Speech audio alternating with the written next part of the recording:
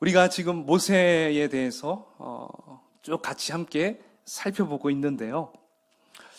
참 모세는 하나님을 처음 떨기나무에서 하나님을 만나게 되고, 그리고 그 안에서 하나님께서 그 모세를 부르시죠.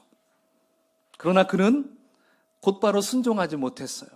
이 핑계 저 핑계 대면서 자신은 리더감이 아닙니다, 보낼 만한 자를 보내십시오, 막 이렇게 계속 버텼습니다. 그러니까 하나님 포기하십니까? 결코 포기하지 않으시는 하나님께서 세 가지의 표적을 보여주십니다. 그러시면서 내가 너와 함께할 것에 대해 확신을 주시죠. 그런데도 모세는 아직도 한 가지 고백하지 않았던 게 있었습니다. 말을 하지 못했던 것, 말을 어눌하게 했다라는 것, 우리는 그러한 자신의 연약함, 약점을 그것까지 하나님께 고백하죠.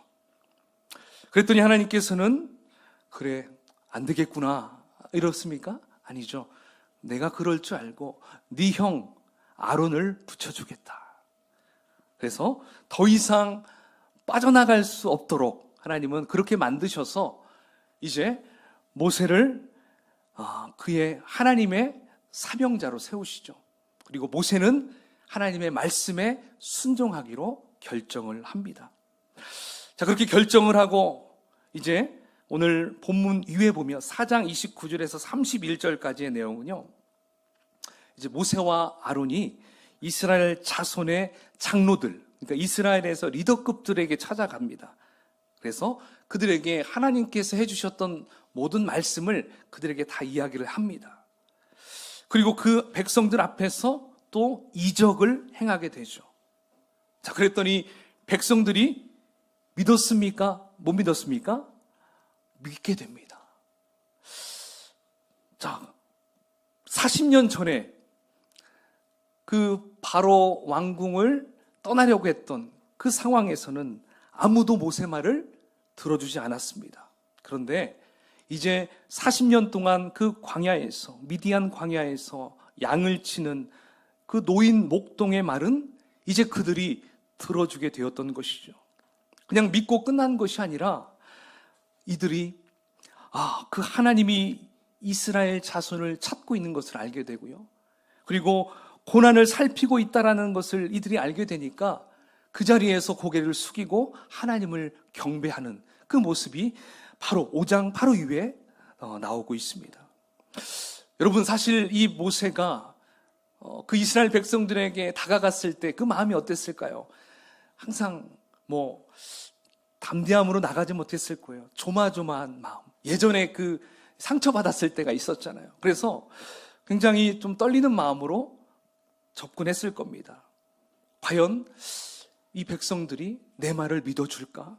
많이 걱정했을 텐데 정말 하나님이 하라고 하신 대로 말하니까 이스라엘 백성들이 그의 말을 믿게 되었습니다. 자, 이제 모세와 아론은 상당히 기분이 업됐을 거예요. 야, 그래, 내가 이야기하면 틀림없이 이제 바로도 어떻게 될까 생각합니까? 틀림없이 내 말에 설득이 되어서 우리 백성들을 그 노예에서 다 풀어줄 거야, 이런 마음이, 자신감이 생겼을 거예요. 자, 그래서 그 자신감을 가지고 바로에게 찾아갑니다. 그 부분이 오늘 5장의 말씀이에요. 특별히 바로에게 도착하자마자 담대하게 1절의 말씀을 합니다. 우리 1절 말씀을 한번 같이 읽어보겠습니다. 시작. 그 후에 모세와 아론이 바로에게 가서 이르되 내 백성을 보내라. 그러면 그들이 광야에서 내 앞에 절기를 지킬 것이니라 하셨나이다. 아멘. 자, 여기에서 성경에서 처음 등장하는 하나님의 이름이 나옵니다. 그 이름이 바로 이스라엘의 하나님입니다. 이스라엘의 하나님. 여기 이스라엘은 그냥 야곱을 의미하는 부분이 아니에요. 이 이스라엘 그 자체는 하나의 국가를 의미합니다. 국가. 그러니까 지금까지는 이스라엘 백성들을 그냥 어떻게 생각했습니까? 본인들은 그냥 작은 부족의 한 일원으로, 그죠? 가족이 이렇게 공동체가 커져서 하나의 그냥 이렇게 세워진 하나의 부족 정도로 생각했어요. 근데 숫자가 점점 많아졌어요. 애굽에 와서 더 많아졌어요. 자, 그렇게 됐을 때 또 어떻게 생각했겠습니까? 애굽 나라에 속해 있는 소수 민족으로 그냥 그렇게 여겼을 것입니다. 그렇기 때문에 이제 노예 생활을 하다 보니까 본인들의 정체성을 잘 찾지 못했습니다. 그리고 아무런 자존감도 없는 사람이 되어버렸어요. 여러분, 누가 이렇게 만들었습니까? 애굽의 왕 바로가 이렇게 만든 것이죠. 그래서 하나님께서는 모세와 아론을 통해서 자신을 이스라엘의 하나님이라고 말하라고 하신 것입니다. 내 백성은 너의 노예가 아니다. 나의 백성인데 왜 네가 데리고 있는 것이냐? 어서 당장 내놓아라. 바로 하나님의 주권을 선포하고 있는 것입니다. 그러므로 이스라엘의 하나님의 의미는 너희들은 바로의 백성이 아니라 누구의 백성입니까? 하나님의 백성, 나의 백성임을 선언하고 있다는 것입니다. 그러니까 이스라엘의 하나님이 바로 이렇게 엄청난 의미가 있는 거예요. 자, 그 이스라엘 하나님께서 명령하신 것이 무엇입니까? 내 백성을 보내라. 그러면 그들이 광야에서 내 앞에 절기를 지킬 것이다. 여러분, 절기를 지킬 것이다 라는 말은 무슨 의미일까요? 이것은 예배한다라는 의미예요. 예배한다. 하나님은 출애굽을 명령하시면서 분명하게 그 이유를 설명하시는데 그것은 바로 예배하게 하시려고 보내라는 거예요. 그래서 모세가 떨기나무에서 하나님 만났을 때 너희들이 이곳에서, 그러니까 시내 산에서 나를 예배할 것이다 얘기했었잖아요. 바로 그 예배의 목적이었어요. 물론 최종 목적은 어디에 들어가는 겁니까? 가나안 땅에 들어가는 거예요. 거기에서 주인으로서 그 땅에서 거주하면서 터전을 이루어가는 거, 이게 최종 목적입니다. 그러나 가나안에 들어가기 전에 그들에게 가장 먼저는 노예의 몸에서 해방되는 것, 그죠? 나오는 것, 그리고 광야에서 하나님을 예배하는 것, 바로 이거에 있었던 것이죠. 자, 이스라엘 백성들은 애굽 안에 있으면 예배를 드리고 싶어도 드릴 수가 없어요. 왜냐하면 그들은 종의 신분입니다. 노예입니다. 그러니까 노예는 주인의 눈치를 봐야 돼요.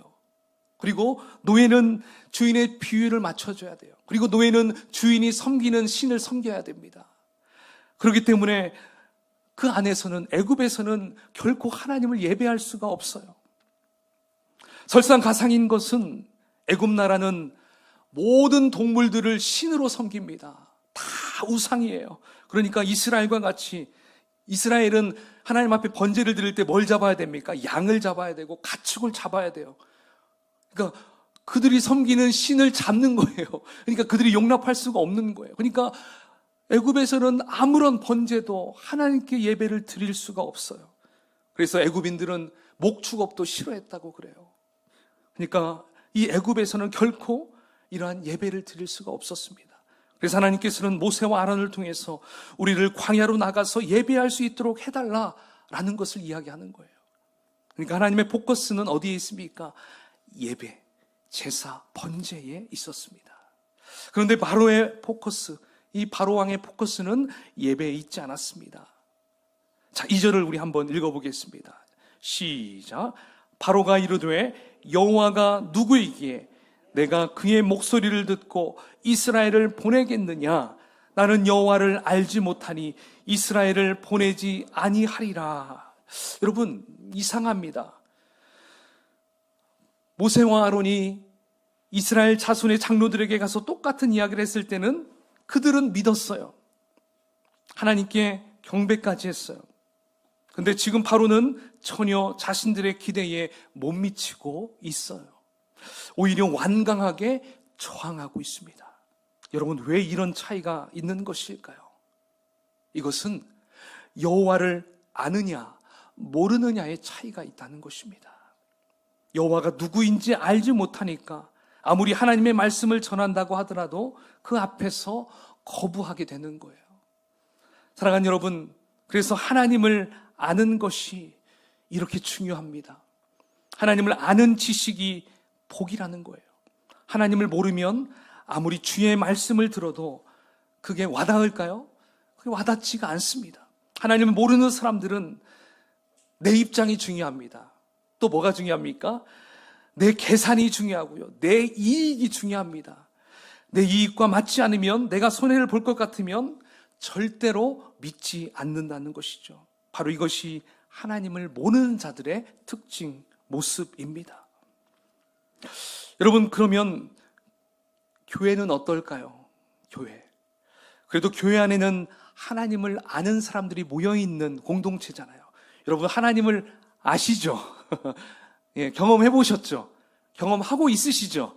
예, 우리 교회 안에는 하나님을 경험한 분들이 참 많아요. 그렇기 때문에 적어도 내 이익만을 따라 사는 세상보다는 훨씬 낫습니다. 이 시대 교회가 물론 연약한 부분도 있어요. 예, 정말 지탄받는 부분도 있습니다. 온전치 못한 부분이 있어요. 그러나 여전히 교회가 희망인 것은, 그것은 여호와 하나님을 아는 지식이 이곳에 바로 교회 공동체에 있기 때문에 그렇다는 것이죠. 교회 밖의 사람들은, 여러분, 이 세상이 어떻게 창조되었는지 아무도 몰라요. 세상이 어떻게 여기까지 왔는지 몰라요. 인간이 얼마나 귀한 존재인지도 몰라요. 지금 이 세계가 왜 이렇게 지진이 생기고 고난이 생기고 기상이변이 생기고 왜 이러는지 몰라요. 왜 이럴까요? 때가 점점 가까이 오기 때문에 그래요. 누가 가까이 옵니까? 예수님이 다시 오실 날이 가까워지기 때문에 이러한 징조가 일어나는 거예요. 이건 어떻게 할 수 없어요. 하나님이 그렇게 말씀하셨기 때문에. 그러니까 우리는 이 시대를 바라보며 주님 오심을 준비해야 된다는 것, 너무 중요한 것입니다. 따라서 우리는 이 땅에 살면서 하나님을 알기에 힘쓰는 여러분이 되기를 축원을 드리겠습니다. 세상은 사람을 존중하지 않아요. 다 자신의 경쟁 상대로밖에 여기지 않아요. 그래서 사람을 밟고 올라가는 사다리로 여겨요. 내가 쟤를 밟고 올라가야지. 그래서 정상에 올라가는 것이 바로 이 세상 사람들이 추구하는 것입니다. 자, 오늘 본문의 바로도 역시 하나님을 모르기 때문에 나는 너의 민족을 보내지 않을 것이다, 이렇게 나오는 거예요. 여러분, 이 말을 들은 모세와 아론 얼마나 당황했을까요? 분명 하나님의 말씀을 전하면 순순히 들어줄 것이라고 확신했는데 정반대의 반응이 나옵니다. 자, 이렇게 되니까 모세와 아론은 살짝 뒷걸음질 치면서 다른 뉘앙스로 다시 이야기를 합니다. 자, 어떤 뉘앙스인가요? 3절을 한번 읽어보겠습니다. 시작. 그들이 이르되 히브리인의 하나님이 우리에게 나타나셨은즉 우리가 광야로 사흘 길쯤 가서 우리 하나님 여호와께 제사를 드리려 하오니 가도록 허락하소서. 여호와께서 전염병이나 칼로 우리를 치실까? 자, 여러분, 방금 1절에서는 어떤 하나님을 얘기했죠? 이스라엘의 하나님. 근데 여기 3절에 보니까 갑자기 무슨 하나님으로 바뀌었어요? 히브리인의 하나님으로 바뀌었어요.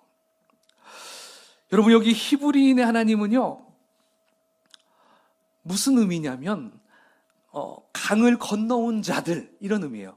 자, 메소포타미아, 티그리스 유프라테스강, 그 강을 건너왔죠. 건너온 자들. 그러니까 다시 얘기하면 우리들은 약자입니다. 예, 우리들은 나그네입니다. 그러니까 하나님을 나그네의 하나님, 이렇게 바꿔버렸어요. 너무나 연약하게 자신을 굉장히 낮춰서 얘기하고 있어요. 이거 겸손한다고 얘기할 수 있을까요? 아니죠. 이거 소심하고 겁에 질려서 그렇게 그 하나님을 소개하는 거예요. 위대하시고 나라의 주권자이신 하나님이 아니라 그냥 나그네의 하나님, 히브리인의 하나님, 그렇게 이야기하는 거예요. 한마디로 그들의 기가 완전히 꺾여서 좀 불쌍하게 봐달라는 거예요. 그래서 원문에는 이 3절이 청유형 문장으로 쓰여 있어요. 제발 좀 부탁하는데 저희들을 좀 놔주시면 안 되겠습니까? 이렇게 애원하는 것이죠. 당당함이 사라졌어요. 자, 그래도 해야 할 말은 해야 하기 때문에, 또 하나님이 시키셨기 때문에, 그죠? 해야죠. 그래서 모세와 아론은 아까보다는 더 부탁하는 의미로 말을 합니다. 그래서 제가 이 부분을 한번 조금 뉘앙스를 좀 거기에 맞춰서 한번 이렇게 써봤습니다. 한번 들어보세요.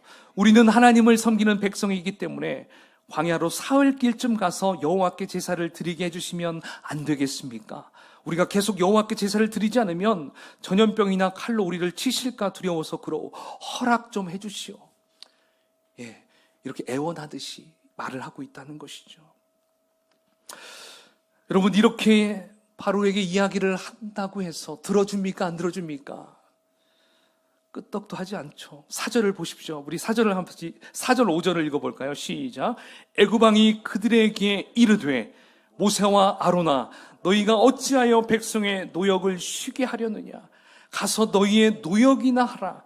바로가 또 이르되 이제 이 땅의 백성이 많아졌거늘 너희가 그들로 노역을 쉬게 하는도다 하고.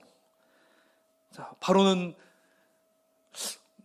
그거에 이렇게 응답을 해주지 않고요, 거절합니다. 이제 포인트를 그들의 제사에 돌려버립니다. 이스라엘 백성들이 그들이 섬기는 신에게 제사를 하러 간다는 것을 이제 어떻게 그걸 이해하고 있냐면, 바로는 노역을 하지 않고 쉬기 위해서 간다라고 생각해요. 좀 더 나아가서 이들이 그곳에 가서 도망갈 생각을 한다라고 생각까지 한 거예요. 딴 생각하는 것을 지금 이 바로가 그렇게 이해했던 것이죠. 사실 바로 입장에서는 노예인 히브리인들이 노역을 쉬게 되면, 노동을 쉬게 되면 어떻게 됩니까? 엄청난 손실이죠. 예, 그 애굽 나라의 대부분을 이 노예들이 다 했을 텐데 그걸 하지 않으면 엄청난 손해를 봅니다. 그렇기 때문에 어떻게 해서든지 붙잡아 두려고 했던 것입니다.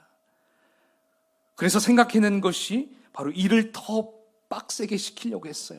예, 도저히 나갈 생각하지 못하도록 6절 7절을 보면 이렇게 나오죠. 백성의 감독들과 기록원들에게 명령합니다. 다시는 벽돌에 쓸 집을 주지 말고 스스로 집을 줍게 하라. 이렇게 명령합니다. 여러분, 벽돌을 만들 때 지금은 뭐 콘크리트로 다 하잖아요. 근데 예전에는 진흙으로 합니다. 그냥 진흙만 하면 그냥 문드러져요. 그래서 진흙에다가 그 볏짚 있죠. 그걸 잘게 해가지고 같이 버무려가지고 만들면 그 벼가 그 안에 있는 볏짚이 있죠. 그 볏짚이 산화가 되면서 굉장히 딱딱해진다고 그래요. 저는 실제 어린 시절에 이제 그 한옥집, 뭐 한옥집이라고 해야 되나요? 집을 만들 때 보니까 거기에 이렇게 벽에 지푸라기들이 막 있더라고요. 왜 지푸라기가 있지? 보기 싫게? 이제 이런 마음이 있었는데, 알고 보니까, 그게 있어야 집이 튼튼해지는구나. 예. 그러니까 그 다음에는 그렇게 하고, 그 다음에 깔끔하게 이렇게 또 한 번 덧칠을 하더라고요. 저도 실제 봤었어요. 예. 바로 그 목적이었던 거죠. 그러니까 이 집을 없으면 벽돌을 제대로 못 만드니까 이 집을 안 주는 거예요. 예전에 그걸 공급해줬던 것이죠. 자, 그러니까 이제 집도 스스로 그걸 찾아서 거기에 잘게 썰어가지고 벽돌을 만들려고 하는 것입니다. 근데 문제는 벽돌 개수는 변함이 없어야 돼요. 그대로. 그러니까 더 이상 딴 생각하지 못하도록, 딴 생각을 품지 못하도록 그렇게 명령했던 것이죠. 딴 생각은 뭡니까? 광야에 나가서 제사를 드리고자 하는 생각. 그 생각 전혀 하지 못하게 만들었던 것이죠. 자, 바로로부터 명령을 하달받은 이 감독관들은 이제 이스라엘 자손의 기록원. 자, 기록원은 누구냐면 작업반장들이에요.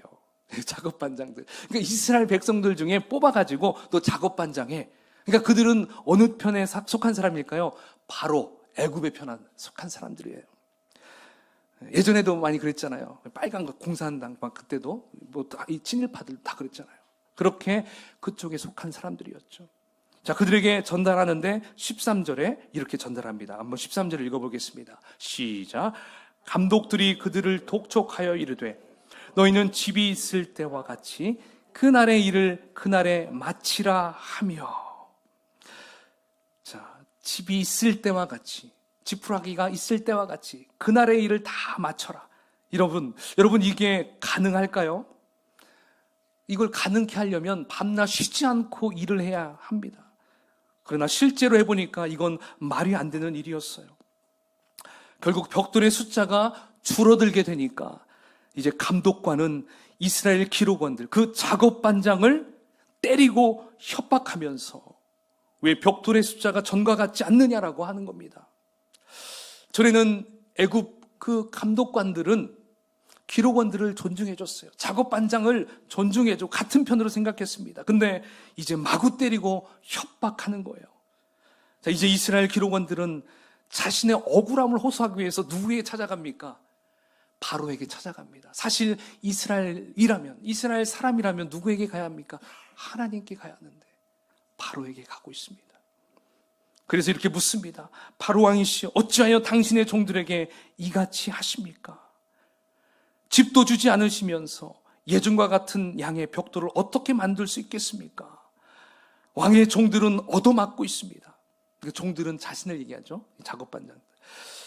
이것은 왕의 백성들에게 잘못이 있는 겁니다. 이렇게 바로에게 할 말을 하는 기록원들이었지만, 자, 이 말을 들은 바로는 더 강하게, 더 세게 말을 합니다. 자, 17절, 18절인데요. 쉬운 성경으로 제가 함께 준비했습니다. 한번 읽어보겠습니다. 시작. 파라오가 대답했습니다. 너희들은 게으르다. 정말 게으르다. 너희가 일하기 싫으니까 이곳을 떠나 여호와께 제물을 바치러 가자고 그러는 것이다. 당장 돌아가서 일을 하여라. 너희에게는 집을 주지 않겠다. 하지만 너희는 그전과 똑같은 수의 벽돌을 만들어야 한다. 자, 바로의 명령을 들은 이 작업반장들은 더 이상 아무 말도 하지 못하고, 야, 괜히 갔다. 더 큰일 났다. 이런 마음을 가지고 왕궁에서 나와서 이제 밖으로 나가는데, 가는 길에 누구를 만납니까? 모세와 아론을 만납니다. 모세와 아론을 만나니까 화가 머리 끝까지 막 치밀어요. 사실 이전까지 바로와 아론이 나오기 전에는 그냥 그렇게 살았어요. 본인들도 편했겠죠. 작업반장으로서 뭐 충분히 살 만큼 살았을 거예요. 그런데 모세와 아론 때문에 바로와 신하들에게 본인들이 미움을 받고 있고, 그들의 손에 칼을 주는 거나 다름없다라고 이렇게 생각하면서 원망하기 시작합니다. 너 때문에, 당신들 때문에 우리가 이렇게 고생해요. 백성들도 고생해요. 막 이렇게 이야기를 했습니다. 자, 이 말을 들은 모세는 어떨까요? 상당히 미안했을 거예요. 하나님이 분명히 가서 얘기하면 된다고 했는데 왜 안 되는 것일까? 그래서 모세는 하나님밖에 하소연할 분이 없기 때문에 하나님께 가서 이렇게 얘기하죠. 주님, 어찌하여 주님의 백성에 이런 고통을 주시는 겁니까?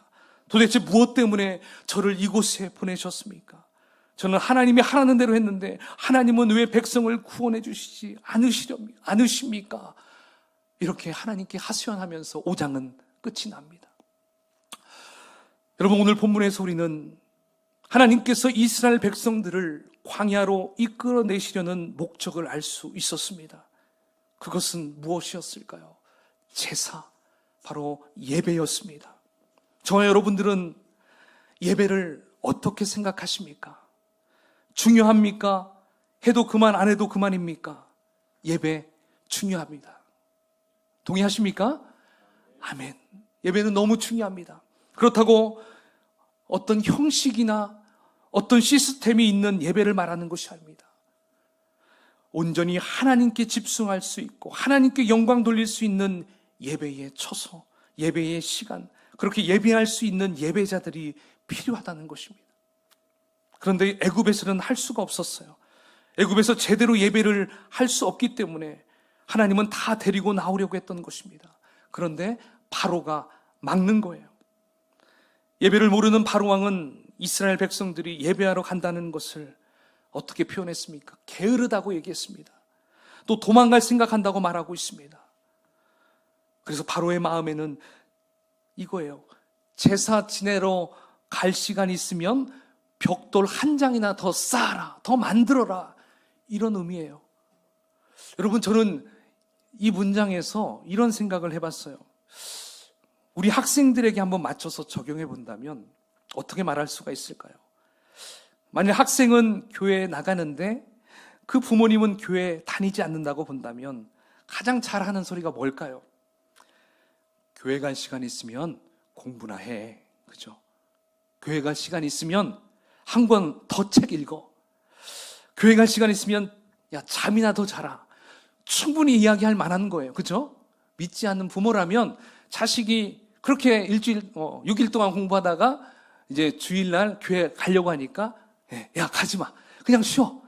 아니, 너 공부 더 해. 이렇게 뭐든 말할 거예요. 혹시 이렇게 얘기하시는 부모님 계십니까? 없을 거예요. 근데 여러분, 한국의 크리스찬 부모님들이 가장 걱정하는 것이 무엇인 줄 아십니까? 내 아들이, 내 자녀들이 중고등학교 때는 교회 잘 나갔는데 청년이 되니까 교회 안 나간다는 거예요. 그런데 그러한 아이들이 이렇게 어떻게 신앙생활을 했는가 이렇게 들여다보면 평상시 때는 교회를 나간대요. 그런데 시험 때면 오히려 크리스찬 부모님들이 자녀를 교회 못 가게 한대요. 대신에 학원을 보내고 도서관을 보내고 공부방을 보내고 그러다가 고등학생이 되면 더 한다고 그래요. 교회 가라는 말이 좀 잘 안 나온다고 합니다. 야, 시험 끝나고 그 다음 주 정도에 교회 가면 어떻겠니? 좀 그런 이야기들을 할 수 있다고 합니다. 자, 그러다가 수련회 같은 경우는 어떻습니까? 근데 수련회도 참 보낸다는 게 좀 많이 부담이 되겠죠. 그래서 수련회 가면 오히려 뭔가 다 뒤처질 것 같고 그런 마음들이 다 들 수가 있습니다. 그래서 수련회 가면 마치 뭔가 포기한 사람처럼 느껴질 수도 있다는 것이죠.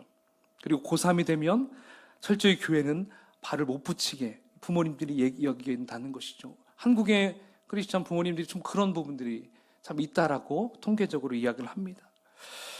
자, 그렇다면 이 크리스찬 부모님들은 이 자식을 정말 목표한 대학에 들어가게 한 후에 또 이런 생각을 할 수 있을 거예요. 나는 참 지혜로운 엄마야. 나는 참 지혜로운 아빠야. 이런 생각할 수 있을 거예요. 자, 이제 그러면서 이제 우리 아들, 딸들을 교회에 보내야 되겠다. 성가대도 시키고 청년부 활동도 시켜야겠다. 교사도 시켜야겠다. 이렇게 생각하고 자녀에게 말을 합니다. 자, 얘야 이제 우리 교회 갈까? 합니다. 그러나 시간은 늦었어요. 신앙의 리듬이 사라졌습니다. 잃어버렸습니다. 인생의 가장 중요한 시기에 하나님 없이 살았기 때문에 그래요.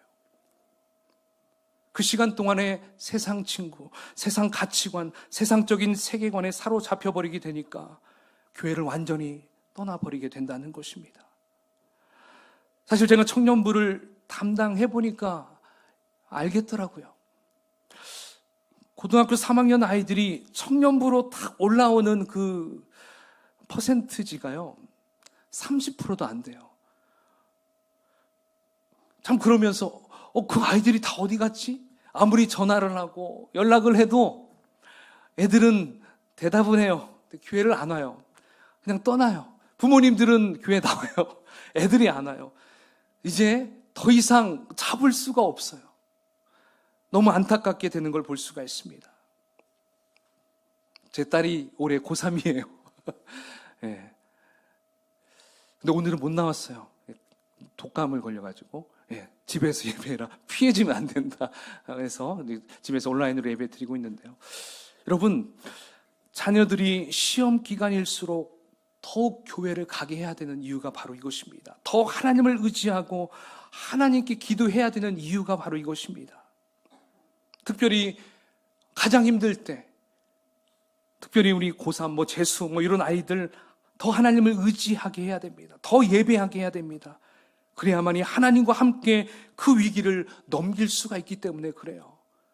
앞으로 지금 우리 자녀를 키우고 있는 부모님들, 자녀들 지금 어리다고 아직 멀다고 생각하지 마십시오. 저도 엊그제 7살 같던 우리 지원이가 벌써 고3이 됐어요. 놀랍죠? 여기 왔을 때 7살이었는데. 자, 바로 이것입니다.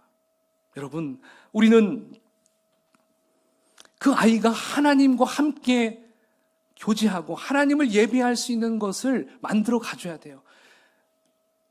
오늘 본문에 이스라엘 백성들이 그들의 고난 속에서 하나님을 찾지 못했어요. 그렇지만 그들을 그곳에서 끄집어내서 이제 하나님을 제대로 섬길 수 있도록 하는 부분에서 어떻습니까? 얼마나 많은 장애물들이 있습니까? 그럼에도 불구하고 그들을 끄집어내십니다. 하나님은 예배받기 위해서. 그러므로 여러분, 우리 자녀들도 마찬가지예요.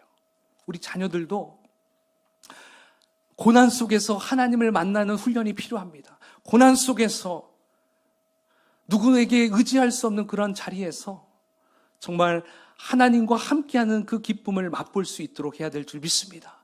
여러분, 자녀들뿐만 아니라 저와 여러분도 마찬가지입니다. 성도님들도 마찬가지예요. 아무리 직장에서 우리를 억압하고 힘들게 하더라도 우리는 끝까지 이 예배를 사수해야 될 줄 믿습니다. 아멘이시죠? 이것을 꼭 기억했으면 좋겠습니다. 바로는 모든 포커스 노역에 맞췄어요. 노동에 맞췄습니다. 사실 영적인 시각으로 본다면 이 또한 이스라엘 백성들이 하나님을 예배하지 못하게 만드는 목적이었잖아요. 그래서 계속 일을 하게 만들었고 쉴 시간도 주지 않으려고 계속 노동을 시켰던 것이죠. 벽돌에 들어가는 볏짚도 주지 않고 벽돌 개수도 그대로 찍어내라고 했던 것입니다. 여러분, 우리가 하나님을 섬기기로 결정했다면 당연히 이러한 일들이 일어난다는 것을 우리는 기억해야 합니다. 세상은 호락호락하지 않습니다. 여러분, 요한복음 15장에 보면 예수님께서 제자들에게 이렇게 말씀하십니다. 나를 따르고 나를 믿는 자들은 세상으로부터 미움을 받을 것이다. 우리는 미움을 받을 수밖에 없는 존재가 된다는 거예요. 그러므로 세상과 하나님 양쪽 둘 다 좋게 함께 우리는 갈 수가 없다는 것입니다. 오늘 본문의 이스라엘 백성들은 바로에게도 붙으려고 했고 또 하나님에게도 붙어 있으려고 했습니다. 그러나 이제 분명히 결단하고 어느 쪽에 서야 할지 때가 된 것입니다. 하나님의 편에 서서 하나님을 예배하는 백성으로 살기로 결단했다면 이제 애굽 그 왕의 바로의 그 부당한 괴롭힘도 감수해야 되고 예배를 드리는데 희생을 각오해야 한다는 것입니다. 여러분, 그렇다면 우리는 과연 어느 편에 서야 할까요? 우리들은 이 땅에서는 여전히 우리 두 발은 이 세상 위에 붙이고 살고 있지만 우리의 몸은 하늘에 속한 자임을 여러분 믿고 사시기 축원합니다. 우리는 결코 애굽의 노예가 아닙니다. 우리는 마귀의 노예가 아닙니다. 우리는 하나님의 형상을 닮은 하나님의 백성인 것입니다. 동의하십니까? 우리는 하나님의 형상, 하나님의 백성, 왕 같은 제사장이라는 것입니다. 그러므로 결코 세상의 가치관을 쫓아 사는 것이 아니라 하나님 중심, 예배 중심, 말씀 중심으로 성령에 이끌려 살아가는, 예수님과 동행하며 살아가는 저와 여러분이 되시기를 축원을 드리겠습니다. 아멘.